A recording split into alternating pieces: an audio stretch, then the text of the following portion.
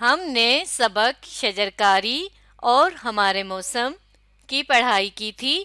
آج ہم اس کے سوال جواب کریں گے۔ شجرکاری کہتے ہیں پودے لگانے کو یا درخت لگانے کو۔ تو چلیے اس سبق کے سوال جوابات شروع کرتے ہیں۔ تو سبق کا پہلا سوال ہے، پہلے جب ہفتہ شجرکاری منانے کی بات چلی تو اس پر کیوں عمل نہ ہو سکا؟ تو اس پر کیوں عمل نہیں ہو سکا تھا؟ یہ ہم نے سبق کے پہلے حصے میں بالکل پہلے پیراگراف میں پڑھا تھا۔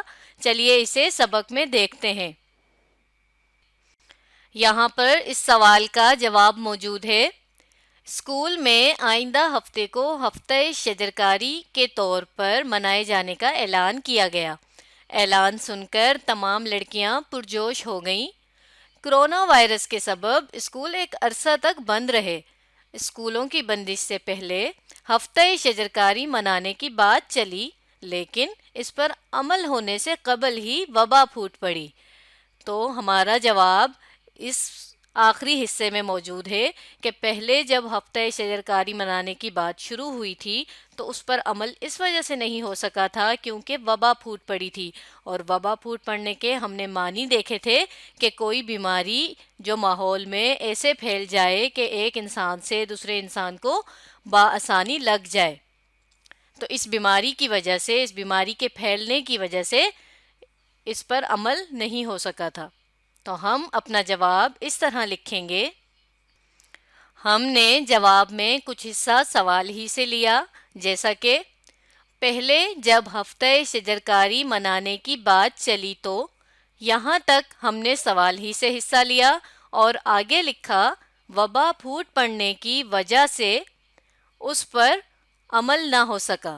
تو جواب کا یہ جو آخری حصہ ہے یہ بھی ہم نے سوال ہی میں سے لیا، اور سوالیہ نشان کی جگہ ہم نے خطمہ کی علامت لگا دی، اور اس طرح ہمارا یہ جواب مکمل ہو گیا۔ سبق کا دوسرا سوال ہے، درخت کاٹنے کے عمل میں تیزی کیوں واقع ہوئی ہے؟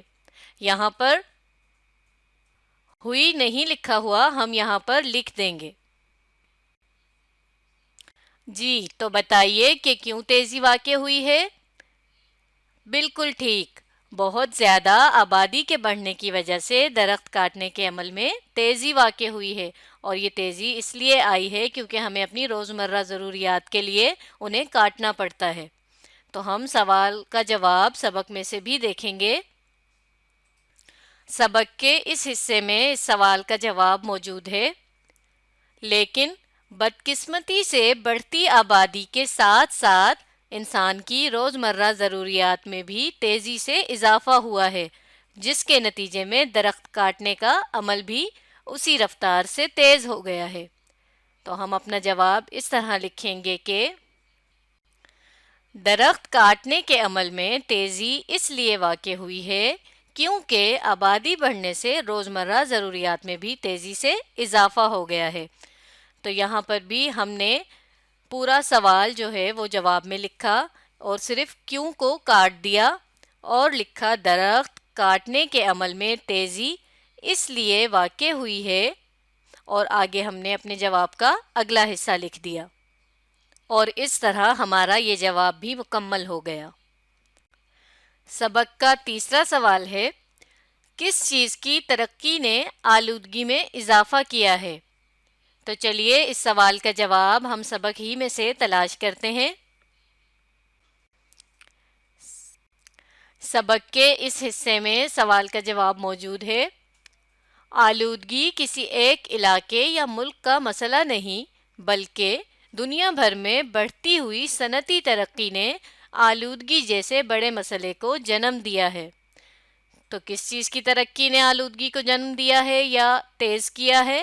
وہ ہے صنعتی ترقی۔ تو ہم نے اس سوال کا جواب اس طرح سے لکھا کہ سوال میں سے کس کو کاٹ دیا، اور اس کی جگہ ہم نے لکھا صنعتی ترقی، اور آگے ہم نے سوال ہی کا اگلا حصہ لیا، نے آلودگی میں اضافہ کیا ہے۔ تو اس طرح ہمارا یہ جواب مکمل ہو گیا۔ اور یہاں پر بھی ہم نے سوالیہ نشان کی جگہ خطمہ لگا دیا کیونکہ جواب میں ہمیشہ خطمہ لگایا جاتا ہے۔ سبق کا چوتھا سوال ہے، پودا لگانے سے بھی بڑھ کر اہم کام کیا ہے؟ تو جی بتائیے، ہم نے سبق کے آخری حصے میں پڑھا تھا۔ جی بالکل ٹھیک، پودا لگانے سے بھی بڑھ کر اہم کام یہ ہے کہ ہم اس کی دیکھ بھال کریں۔ تو ہم اپنے سبق میں سے بھی اس سوال کا جواب دیکھیں گے اور پھر لکھیں گے۔ تو سبق کے بالکل آخری پیراگراف میں یعنی آخری حصے میں اس سوال کا جواب موجود ہے۔ مس فاطمہ نے چلتے چلتے کہا کہ یاد رکھیں، صرف پودا لگا دینا ہی کافی نہیں ہوتا، بلکہ اس کی دیکھ بھال کر کے اسے ایک تناور درخت بننے میں مدد دینا پودا لگانے سے بھی زیادہ اہم ہوتا ہے۔ تو یہ والا حصہ ہم اپنے جواب میں شامل کریں گے۔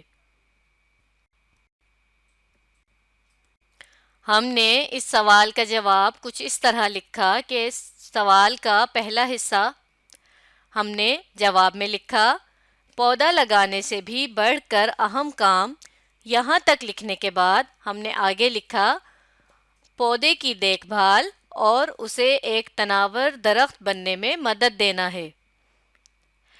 تو یہاں آ کر ہمارے اس سبق کے سوالات مکمل ہو گئے۔ اب آپ نے اس ویڈیو کو دوبارہ دیکھنا ہے اور سمجھنے کی کوشش کرنی ہے۔